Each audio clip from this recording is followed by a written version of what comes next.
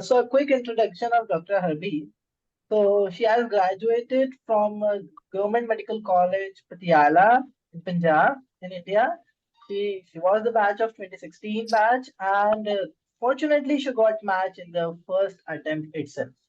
So warm congratulations and a big clap for you. And Dr. Harbir, I would like to know the success story from your side. What's the key? How you did it?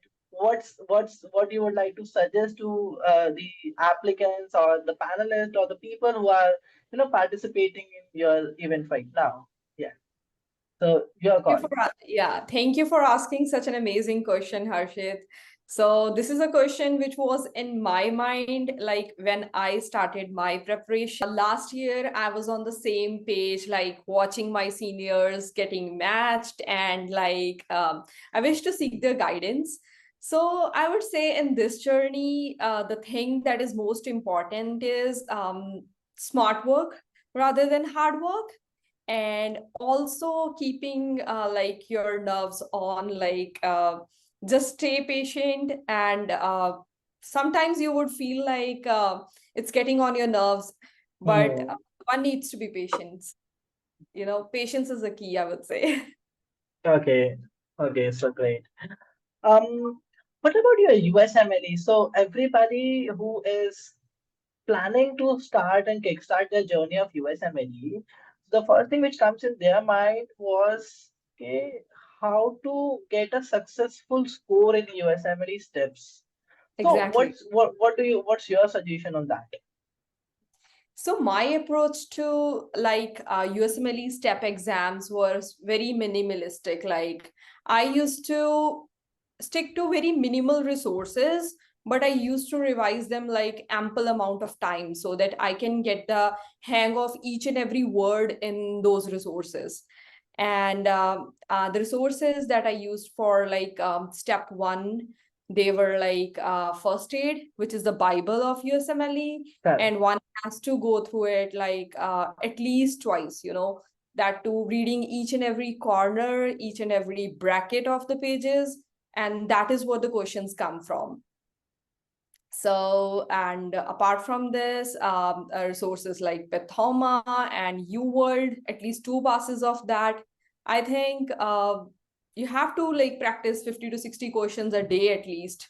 And it takes like 6 to 8 months to be prepared, and then giving the NVMEs to know your target score. And that is how one goes for the steps. Search in their life if Uh-huh. you are planning for USMLE, and the Okay. second one is how important is to get published and where to get published. Okay, and what is the importance of it? Exactly. That's an amazing question, basically. So, regarding research publications, I would say that they do hold an importance in this journey. And when it comes to research publications, each and every research is important that you do, because every person who is trained in something was once a beginner. So you need to start with something. Basically, just catch on to your mentors in your colleges, ask them that we need to publish a paper. Start with Indian journals. You will get to know how to write the papers, what is the methodology, everything. You'll get the hang of it. And later on, when you'll go for your USMLE rotations, there would be n number of chances where you can publish with those people in their USA healthcare setting. So this is how you slowly and steadily approach for research papers. And when it comes to the number of research publications, anything between 3 to 4 is sufficient to let them know, this thing, it's not you have to have that 30-40 publications to be selected for a match or be selected for an interview. For me, I think research questions were being asked in the interview itself. They asked me that how you went for this research paper, what was the topic, whom did you do it with. So yeah, so it is important. I started my preparation in beginning of my internship, and gave my step in mid of my internship after 6 to 7 months of preparation, which was Okay. dedicated. enough. Like I was doing my Hmm. duties and I was studying. So, what kind Okay. of volunteer options, either you have done it and you would like to suggest to the coming applicants that if you do this, probably you would have a great story behind it, and you can discuss with your program directors very easily. Exactly. Like they have already studied your profile before the interview, and mostly like 15 to 20 minutes of conversation with your like interviewer is based on your experiences, like volunteer experiences, as Soumya said, right? So coming to volunteer experiences, every single thing from like first prof of your MBBS can count into volunteer stuff. For example, during our preventive and social medicine, rotations, during the second prof, we get to perform like various activities into the rabies clinic seminars. We Okay. can talk about blood donation camps, you know, we can even organize and get associate with different organizations which can help us in organizing our own medical camps as a doctor.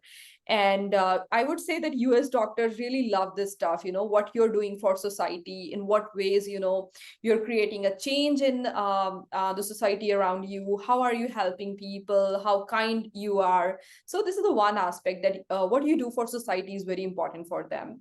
And the second part of volunteer stuff is that you show that you are interested in teaching people, that you are interested in spreading the knowledge that you have acquired on your own. So that way, I used to like volunteer writing questions and styling them in the form of riddles, and used to put them on the platform.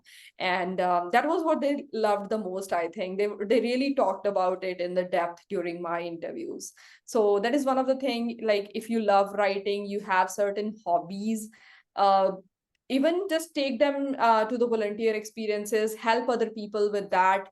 I think that would really count and help you a lot during this journey in building up your CV personally. You can approach it in this way, that whenever you study a topic regarding that the lectures are being delivered in the college, or you see any cases in your hospital that are being shown to you, just come down, look onto your first aid, study that system. uh, it would make you like memorize that stuff even more and retain it for the longer time. And also in that manner, slowly and steadily, your first aid will be completed alongside, and you wouldn't even know that like you have done that.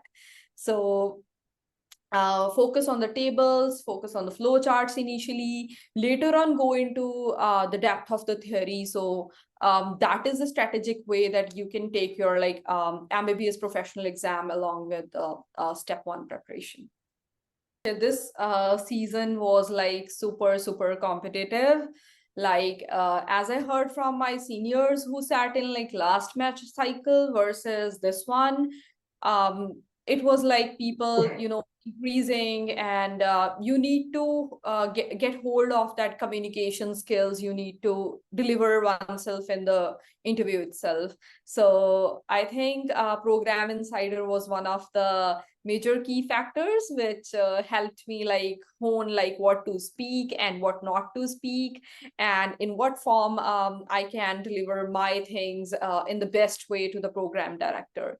And after all, like there are only I would say 15 to 20 minutes that you have with an interviewer, so getting your personality out to them. So yeah, interview preparation is really important once you seek get an interview. And this math season, the one who had communication skills along with a very good CV, I think those are the people who really got into this time. Need not worry, guys. Like it's all the mixed bag thing. They judge you as a whole. It's not only that you need to be superb in academics. One can Correct. take over the academics with the CV as well. So each and everything holds an importance. You as a person, your academics, your step exams, your volunteer experiences, your research experiences, just be all rounder. I think if you can like talk about something over there, you're good to go. Okay, so let's talk about rotations. I think most of the Yeah. people at this point of time, they are confused like what to choose for like in on rotations like. So Hmm. what I believe is that in terms of rotations, every rotation can work for you if you're getting a good letter of recommendation. Basically, it's an electronic stuff like there are two types of letters of recommendations. One letter of recommendation is the one that your mentor just gives you, that this is your LOR, you can read it, you know.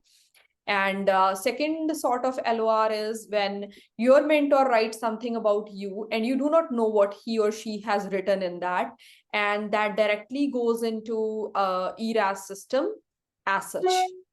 And there is a sort of importance which comes in terms of this thing. They love when the hidden things are being sent to them. They think that this holds more validity. So all of my like LORs were the one which I didn't see, like I didn't get to read the content that was being written in them. My mentors directly uploaded that into ERAS system, and my program saw that.